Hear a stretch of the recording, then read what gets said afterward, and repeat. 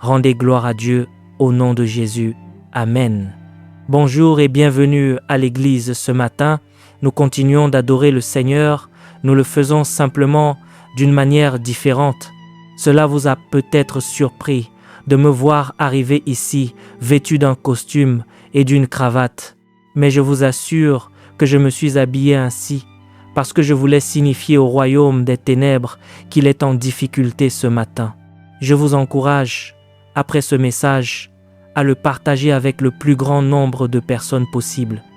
Écoutez-moi bien, nous allons parler de la manière d'exercer votre autorité spirituelle. La semaine dernière, j'ai abordé la question de l'autorité du croyant. Aujourd'hui, je veux vous enseigner comment la mettre en pratique. Prenez de quoi noter. Je vais vous expliquer comment fonctionne l'autorité spirituelle et la loi spirituelle. Quand j'aurai terminé, je veux que vous vous l'appropriez pleinement en regardant des films comme La Ligue des Justiciers ou d'autres dessins animés de super-héros. On voit des personnages découvrir leur pouvoir. C'est exactement ce que nous faisons. Nous révélons votre puissance et vous apprenons à l'utiliser. Rendez gloire à Dieu. Si vous êtes un croyant né de nouveau, vous êtes revêtu d'une puissance immense. Voyons maintenant comment l'exercer. Père, je te remercie pour cette occasion de servir ces brebis si précieuses à tes yeux. Merci Seigneur, parce que la connaissance de la révélation coule librement, sans interruption ni obstacle de la part d'aucune force satanique ou démoniaque. Père, je te prie de parler à travers mes cordes vocales et de penser à travers mon esprit, que je me fasse tout petit pour que tu prennes toute la place. Je prie pour qu'une onction extraordinaire repose sur ce ministère destiné à notre Église, à nos amis et à nos partenaires, et pour que les membres de notre communauté soient profondément animés de foi parce qu'ils savent désormais comment utiliser leur autorité. C'est au nom de Jésus que nous prions et tout le monde dit Amen. Gloire au Seigneur. Si vous avez vos Bibles, ouvrez-les avec moi dans l'Évangile selon Matthieu au chapitre 14.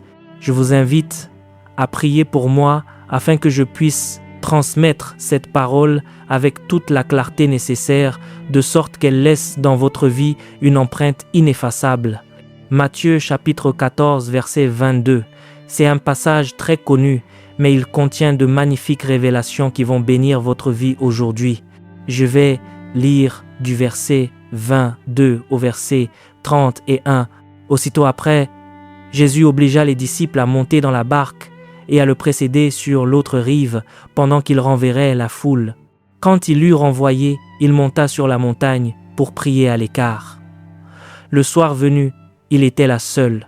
La barque, déjà au milieu de la mer, était battue par les vagues, car le vent était contraire. À la 4e veille de la nuit, Jésus alla vers eux en marchant sur la mer. Quand les disciples le virent marcher sur la mer, ils furent troublés et dirent « C'est un fantôme !» et dans leur frayeur, ils poussèrent des cris. Mais Jésus leur parla aussitôt et dit « Rassurez-vous, c'est moi, n'ayez pas peur. » Au verset 28, Pierre lui répondit « Seigneur, si c'est toi, ordonne que j'aille vers toi sur les eaux. » Ou autrement dit, autorise-moi à venir vers toi en marchant sur l'eau. Et il dit « Viens ». Il lui en a donc donné l'autorisation. Jésus marchait sur l'eau et Pierre lui a demandé l'autorisation de le rejoindre. Jésus lui a répondu « Viens ». Pierre sortit de la barque et marcha sur les eaux pour aller vers Jésus. Mais, voyant que le vent était fort, il eut peur et comme il commençait à enfoncer, il s'écria « Seigneur, sauve-moi ». Aussitôt Jésus étendit la main, le saisit et lui dit « Homme de peu de foi, pourquoi as-tu douté ?» Notez bien cette expression, homme de peu de foi. Rappelez-vous que nous avons défini le doute comme un moment de crainte. Homme de peu de foi, pourquoi as-tu douté? Nous avons déjà lu ce passage et beaucoup de bons enseignements en ont été tirés. Mais voici ce que j'y ai remarqué et que je souhaite vous faire voir. Jésus marchait au-dessus de la situation même qui menaçait de détruire ses disciples. Mesdames et messieurs, je ne connais pas les épreuves que vous traversez actuellement dans votre vie, mais nous voyons clairement que ses disciples faisaient face à une tempête dans cette barque et Jésus marchait au-dessus de cette tempête.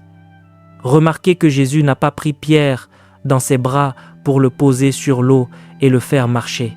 Avant de poursuivre cette vidéo, nous aimerions vous partager un message important. Si cette chaîne vous bénit, si les enseignements des différents prédicateurs fortifient votre foi et que vous aspirez à aller plus loin avec Dieu, nous vous recommandons vivement notre livre « Les généraux de Dieu ». Dans ce livre, vous découvrirez les habitudes spirituelles, le parcours, la consécration, les sacrifices et les principes bibliques qui ont marqué la vie des plus grands hommes et femmes de Dieu. Vous comprendrez également comment la puissance de Dieu s'est manifestée dans leur ministère et surtout, comment appliquer ces vérités bibliques dans votre propre vie afin de développer une relation plus profonde avec le Seigneur. Le lien pour vous procurer le livre se trouve dans la description de cette vidéo ainsi que dans le commentaire épinglé. Nous croyons sincèrement que cette lecture sera une source d'encouragement, d'inspiration et de croissance pour votre vie spirituelle. Merci pour votre soutien et votre fidélité à cette chaîne. Maintenant, revenons à notre enseignement. Jésus a dit « Viens » et Pierre a saisi cette autorisation. Il a saisi l'autorité et a fait les premiers pas. En d'autres termes, Pierre a fait quelque chose de fondamental que je veux vous transmettre ce matin. Lorsque Jésus lui a accordé l'autorité en disant « Viens », Pierre s'en est saisi, est sorti de la barque et s'est mis à marcher sur l'eau. Il s'est mis à marcher au-dessus de la situation même qui cherchait à le détruire. D'abord, Jésus marchait sur la tempête qui menaçait les disciples. Puis Pierre a reçu l'autorisation de Jésus et s'est mis à son tour à marcher au-dessus de l'obstacle. Voici ce que je veux vous dire ce matin. Jésus a donné à chacun de nous l'autorisation de marcher au-dessus des situations qui cherchent à nous détruire. La différence, mesdames et messieurs, c'est que Pierre a saisi cette autorisation et a agi en conséquence. Ayant reçu le pouvoir de marcher sur l'eau, il a fait un pas et a commencé à marcher. Vous et moi avons reçu le pouvoir de marcher au-dessus de la maladie, au-dessus des dettes et au-dessus de toutes les épreuves de la vie.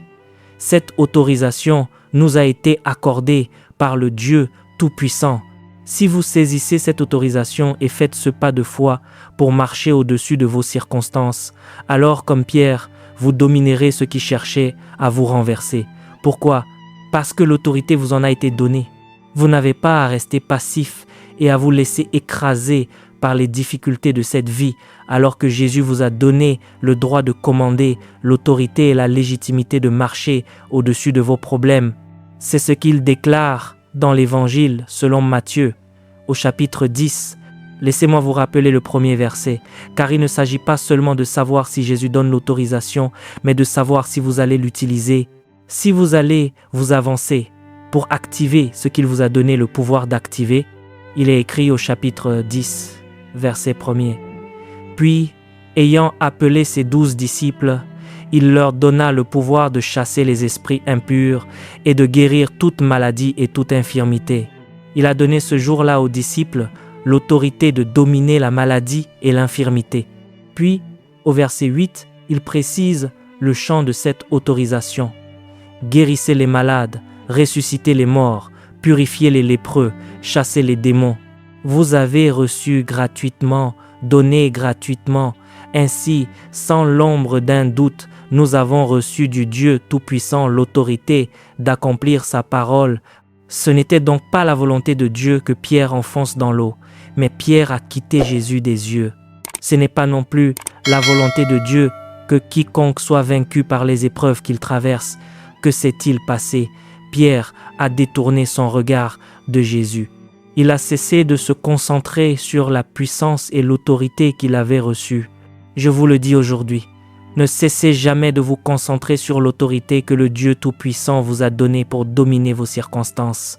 C'est une parole de Dieu pour vous. Restez concentrés sur l'autorité qui est la vôtre. Pourquoi Pierre a-t-il enfoncé? Ce n'était pas la volonté de Dieu, car Dieu lui avait donné l'autorisation de marcher sur l'eau en lui disant « Viens ». Il a enfoncé parce qu'il s'est laissé distraire par les circonstances, par le vent, par la situation.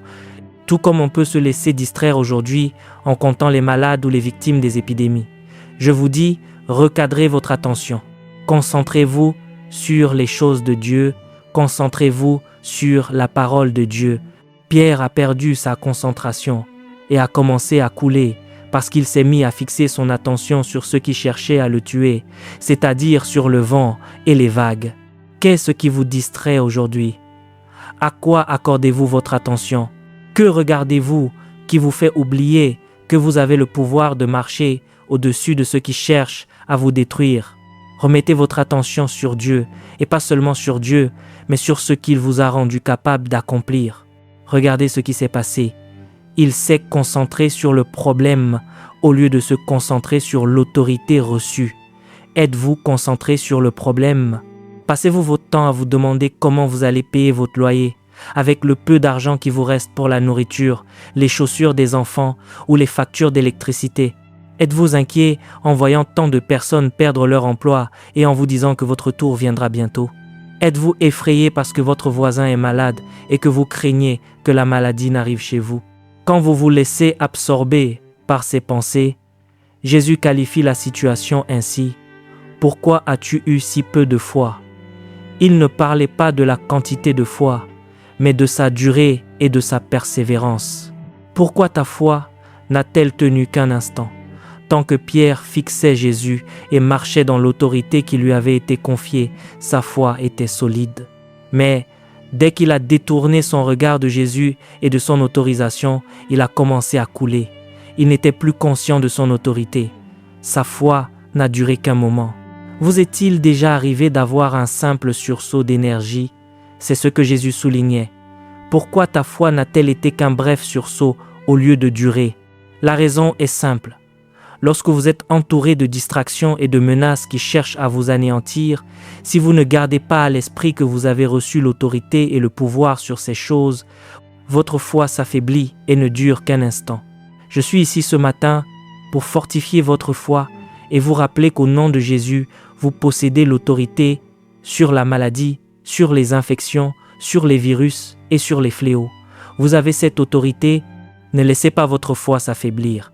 Chaque fois que vous sentez que vous perdez le fil, plongez dans la parole, ravivez votre foi et rappelez-vous que Dieu vous a mandaté. Vous êtes un dépositaire autorisé de la puissance de Dieu. Amen. Considérez cette réflexion. Certains pensent que si Dieu est réellement présent dans une œuvre, tout doit se dérouler sans aucun obstacle. Certes, Dieu était présent lorsque Pierre marchait sur l'eau, et pourtant Pierre a commencé à couler. Écoutez-moi attentivement. La puissance de Dieu s'exerce à travers nous. C'est la puissance de Dieu, mais elle se manifeste par notre intermédiaire. Dieu ne nous utilise pas indépendamment de notre propre volonté. Il passe par des êtres humains. Quand Pierre a commencé à enfoncer, la manifestation de la puissance s'est atténuée. Pourquoi? Parce que Pierre a changé, et non parce que la puissance a changé. La puissance était toujours disponible, toujours présente et toujours capable d'accomplir le miracle. C'est Pierre qui a changé d'attitude en se focalisant sur les contraintes et sur les dangers de la situation. C'est Pierre qui a changé, pas la puissance. Je vous le demande aujourd'hui, qu'est-ce qui a changé en vous? Ce n'est pas la puissance de Dieu, car Dieu est le même hier, aujourd'hui et éternellement. L'autorité et la puissance qu'il nous a données pour triompher n'ont pas changé. Veillez à ne pas être celui qui vacille. La puissance reste entièrement disponible pour accomplir l'œuvre. Si je vous dis tout cela, c'est pour souligner ceci. La raison principale pour laquelle les gens ne reçoivent pas ce que Dieu a promis, c'est qu'ils n'exercent pas l'autorité qui leur a été donnée. La cause première pour laquelle on ne voit pas s'accomplir les promesses de Dieu, c'est le défaut d'usage de son autorité. C'est une vérité puissante. Je ne voudrais pas arriver au ciel, interroger Dieu sur un sujet et l'entendre me répondre « Mon enfant, je t'en avais donné l'autorité, mais tu ne l'as pas exercée. » Combien de bénédictions ne se sont jamais manifestées dans nos vies simplement parce que nous n'avons pas mis en œuvre l'autorité qui nous avait été confiée. Il ne suffit pas de croire que Jésus peut accomplir des miracles, qu'il peut guérir, délivrer ou restaurer. Vous devez aussi croire que vous pouvez le faire. Oui, vous avez bien entendu, vous devez croire que vous en êtes capable. Saisissez l'autorité que Jésus vous a donnée et agissez. Je ne m'avancerai pas à dire cela si le Seigneur ne nous avait pas donné ce droit de commander et cette légitimité sur la terre. Il ne suffit plus de croire en sa capacité d'agir. Fort de l'autorité qu'il vous a transmise, vous devez croire que vous pouvez chasser les démons, guérir les malades et ordonner aux montagnes de se déplacer. Vous devez prendre conscience que vous êtes mandaté par Jésus. Saisissez l'autorité qu'il vous a donnée et ordonnez ce que la parole a déclaré sur votre vie. Regardez ce qui est écrit dans l'Évangile selon Luc, au chapitre 10, verset 19. « Pardonnez mon enthousiasme, mais je suis passionné parce que je connais l'autorité qui m'a été confiée. Ce matin, en me levant, j'ai déclaré « Coronavirus, au nom de Jésus, je t'ordonne de t'arrêter. Tes progrès et tes manœuvres prennent fin maintenant. Je te paralyse au nom de Jésus. » Certains diront « Pourquoi faites-vous cela ? Parce que j'en ai l'autorité.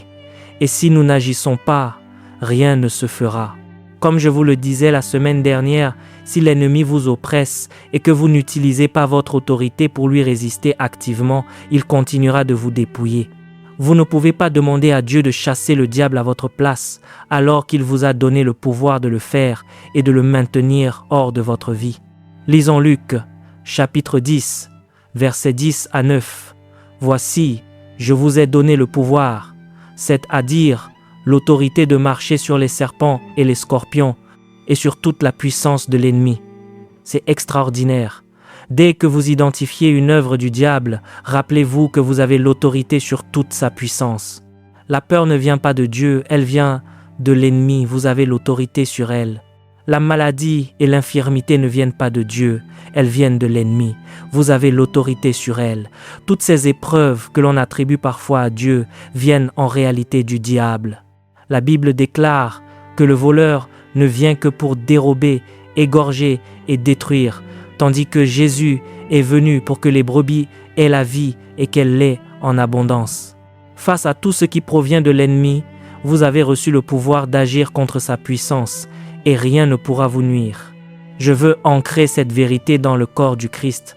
Relevons-nous dans notre autorité. En tant que croyants, vous êtes revêtus d'une puissance et d'une autorité immense. Il faut maintenant vous amener à l'exercer et à marcher avec assurance. Nous avons le pouvoir sur le diable. Dites-le à haute voix, j'ai le pouvoir sur le diable. Répétez-le, j'ai le pouvoir sur le diable. C'est une affirmation forte. Bien souvent, nous avons eu tendance à fuir devant lui. Aujourd'hui, c'est terminé. Nous avons le pouvoir et l'autorité sur l'ennemi et sur toutes ses actions. Quoi qu'il tente de faire, nous pouvons y faire face avec l'autorité de Jésus-Christ. À quoi sert de croire que Jésus peut agir si vous ne croyez pas que vous le pouvez aussi par son autorité? C'est une source de frustration. On croit en sa puissance, mais on néglige l'autorité qu'il nous a transmise pour l'exercer. Regardons ce que disent les Écritures dans le livre des Proverbes, au chapitre 13, verset 12. Ce passage met en lumière la différence entre une démarche spirituelle appuyée sur la parole et une simple pratique religieuse. Le verset 12 déclare « Un espoir différé rend le cœur malade, mais un désir accompli est un arbre de vie. Quand la promesse tarde, le cœur s'attriste. Lorsqu'elle se réalise, elle apporte la vie. Les personnes guidées par l'esprit peuvent parfois ressentir plus de frustration que les pratiquants traditionnels, car ces derniers n'attendent pas nécessairement la guérison, la délivrance ou la prospérité. En revanche, ceux qui s'appuient fermement sur la parole s'attendent à voir ces réalités se manifester. Ils s'attendent à la délivrance, à la guérison, à la liberté et à l'arrêt des épidémies. Ils s'attendent à ce que le peuple de Dieu soit favorisé, même en période de crise. C'est pourquoi il ne suffit pas de croire que Dieu a le pouvoir d'agir. Il faut aussi croire qu'il vous a donné l'autorité et la capacité d'agir en son nom. Si vous ignorez ce que vous possédez, vous ne l'utiliserez pas. Comment exercer une autorité dont on n'a pas conscience? C'est pour cette raison que j'insiste sur ce point. Par la parole de Dieu, vous disposez de cette autorité. Ne demandez pas à Dieu de vous donner ce qu'il vous a déjà accordé pour surmonter l'épreuve. Vous avez déjà tout ce qu'il faut pour accomplir sa volonté. Lisons la première épître de Jean, chapitre 2, verset 20. Pour vous, vous avez l'onction, vous la possédez déjà. Vous avez l'onction, la capacité et l'autorisation reçues du Saint-Esprit, et vous connaissez toutes choses. Dieu a déjà accompli sa part. Notre autorité ressemble à celle d'un officier de police. Le policier a pour mission de faire appliquer la loi. De la même manière, les enfants de Dieu qui connaissent leur autorité sont là pour faire appliquer les lois spirituelles. Tout comme le policier veille au respect des lois de la cité, nous avons reçu le pouvoir de faire respecter la loi spirituelle. L'exercice de notre autorité s'inscrit donc dans le cadre de cette loi spirituelle. Lorsque nous connaissons les principes spirituels qui régissent la guérison, la délivrance, la protection et la prospérité, nous avons la légitimité de les faire appliquer face au diable et aux circonstances.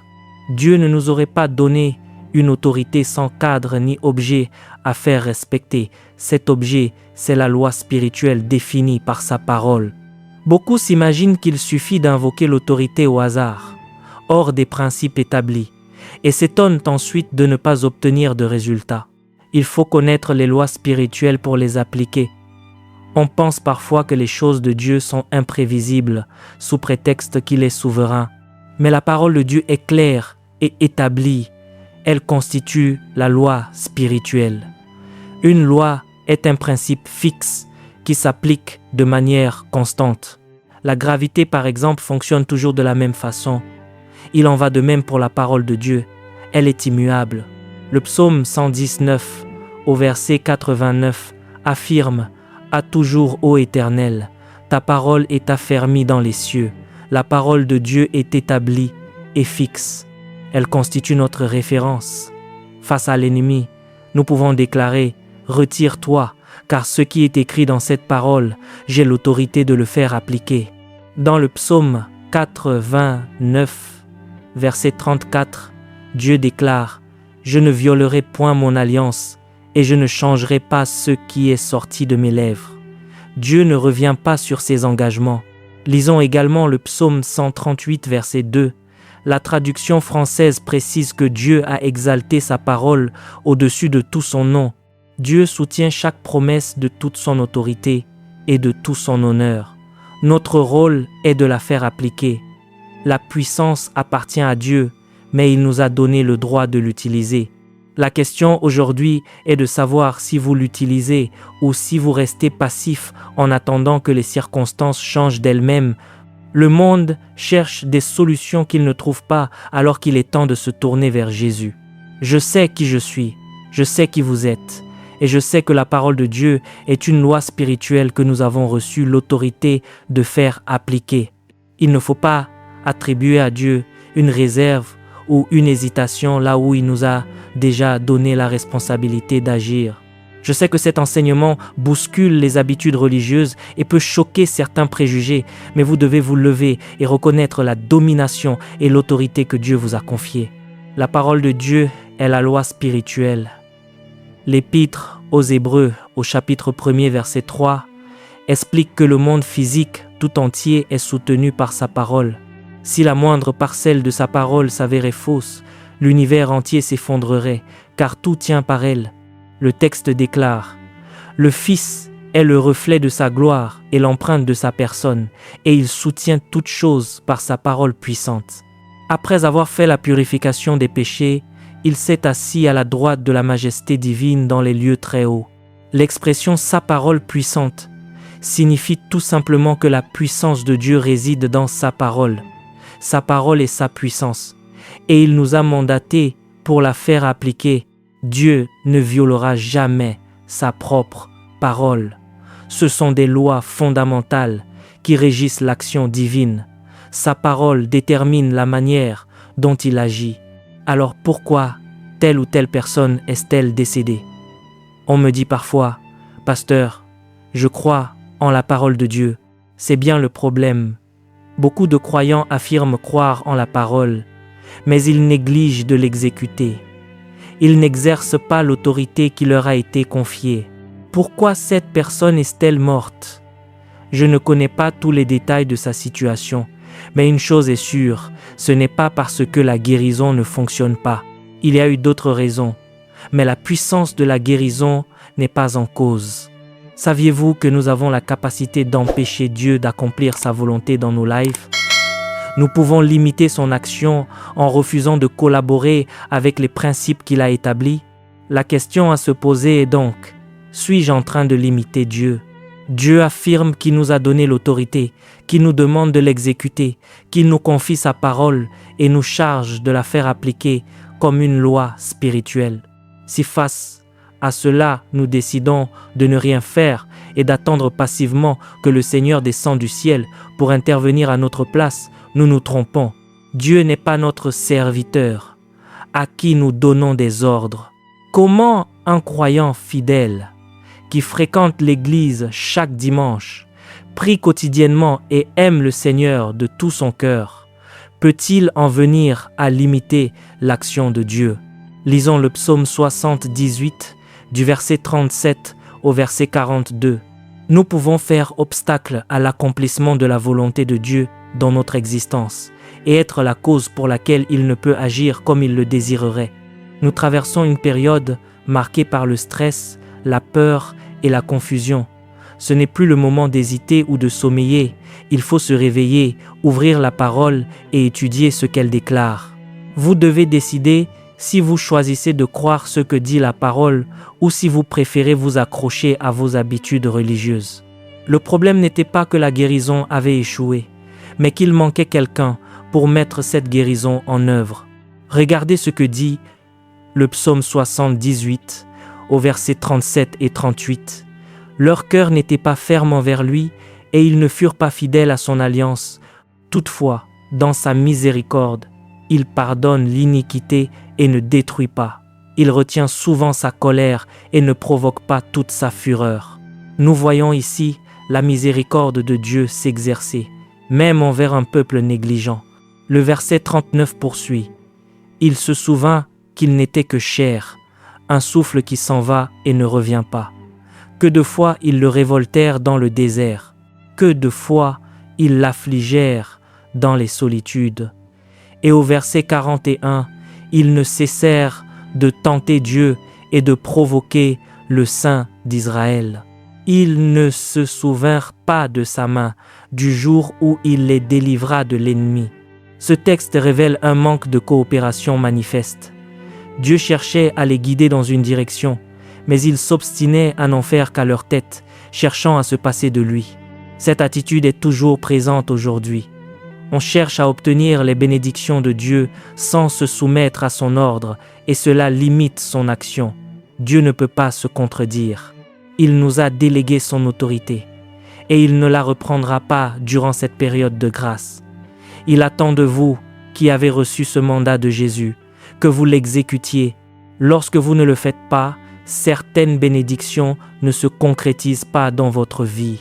Rappelez-vous le passage bien connu de Jérémie, chapitre 29, verset 11. Lisons-le ensemble. « Car je connais les projets que j'ai formés sur vous, dit l'Éternel, projets de paix et non de malheur, afin de vous donner un avenir et de l'espérance. » Aucun des projets de Dieu ne comporte le moindre mal. Dieu n'a planifié ni les épidémies, ni les crises cardiaques, ni l'angoisse. Rien de tout cela ne provient de sa volonté.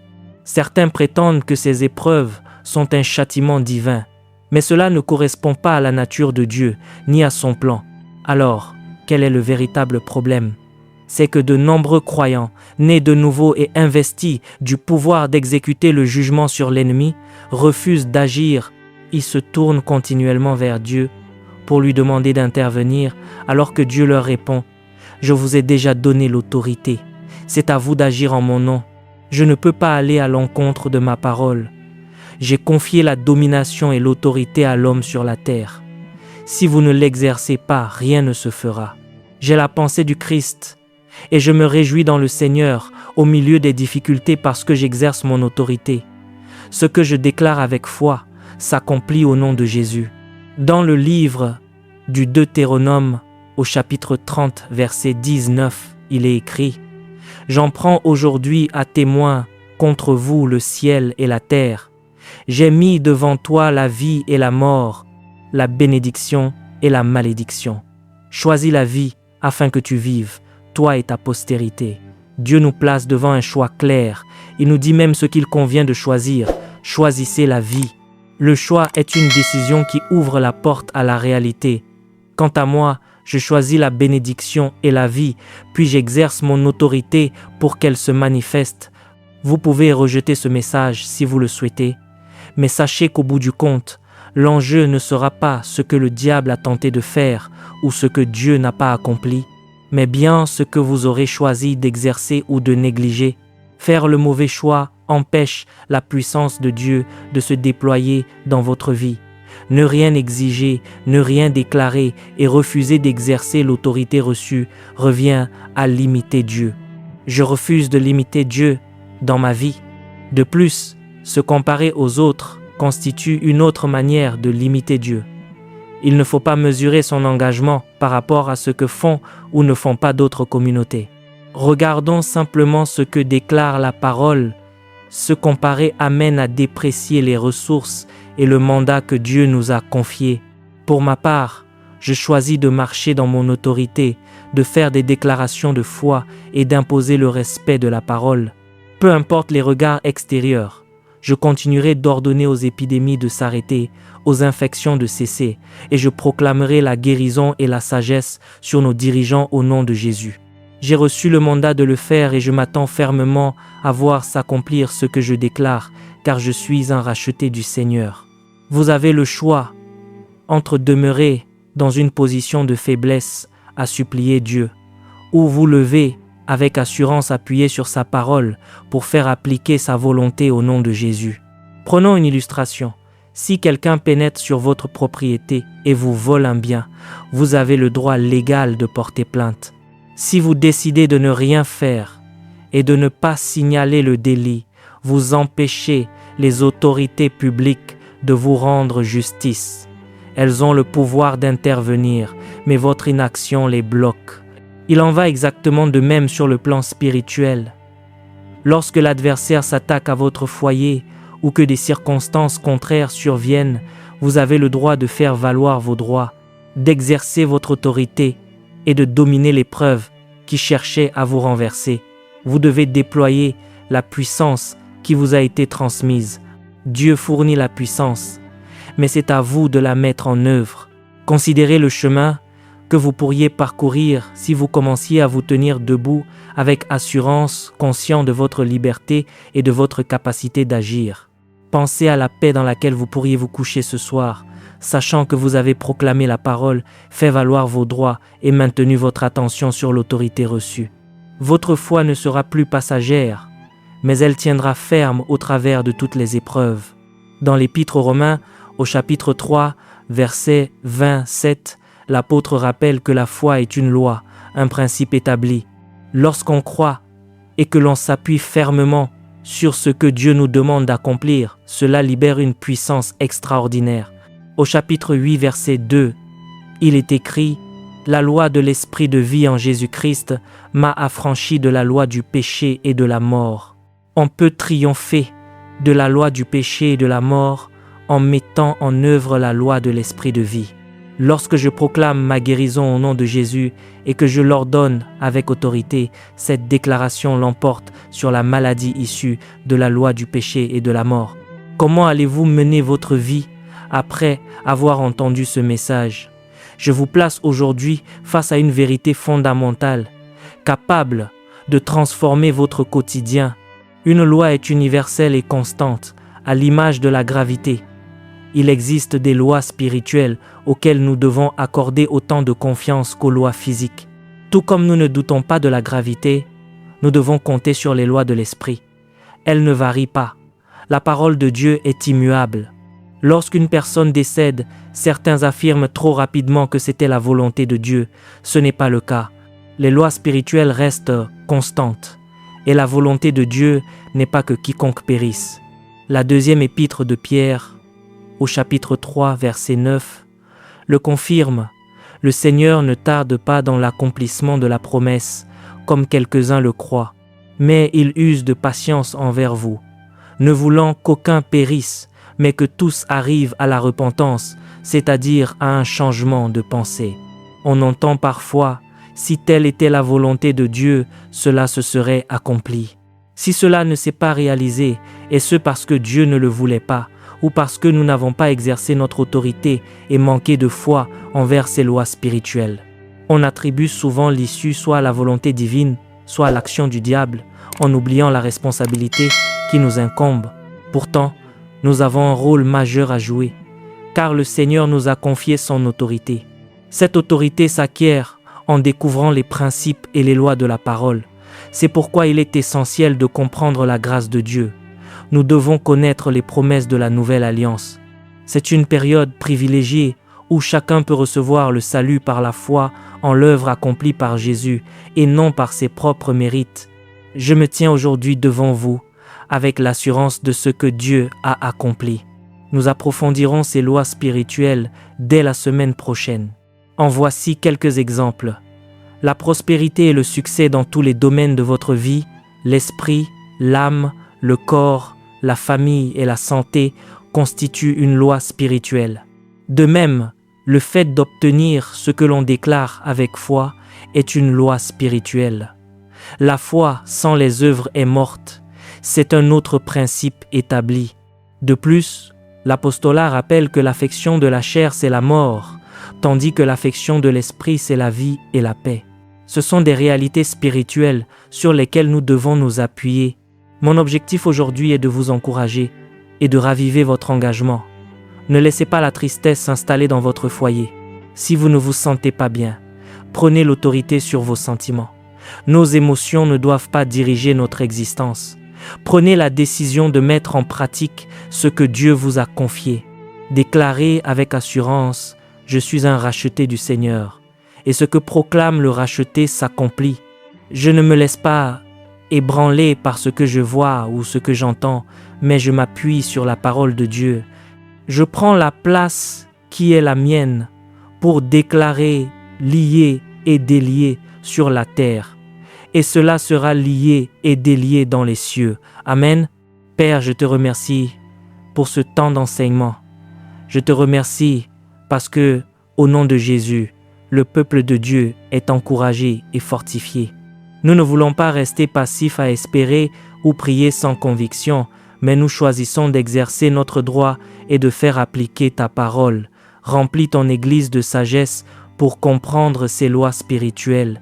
Je te prie pour chaque membre, chaque partenaire et chaque famille connectée. Apporte une grande joie et une paix profonde dans leur foyer.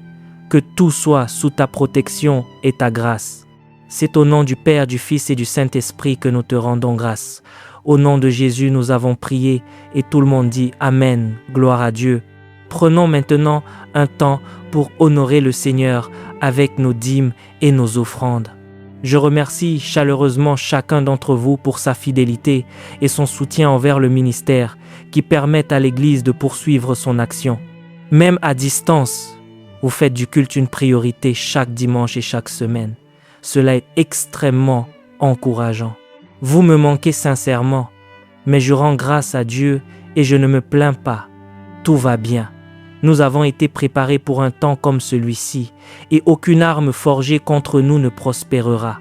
Nous continuons de vous enseigner et de vous fortifier grâce aux moyens technologiques à notre disposition et nous vous remercions pour vos semences qui permettent d'honorer toutes les charges de l'Église.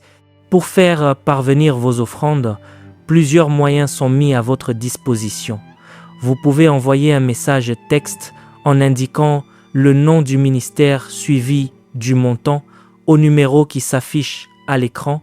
Téléphonez au service dédié pour les règlements par carte ou chèque ou vous rendre directement sur nos sites internet officiels. Pour ceux qui préfèrent l'envoi postal, le courrier reste acheminé normalement à l'adresse indiquée sur votre écran. En donnant, nous honorons Dieu.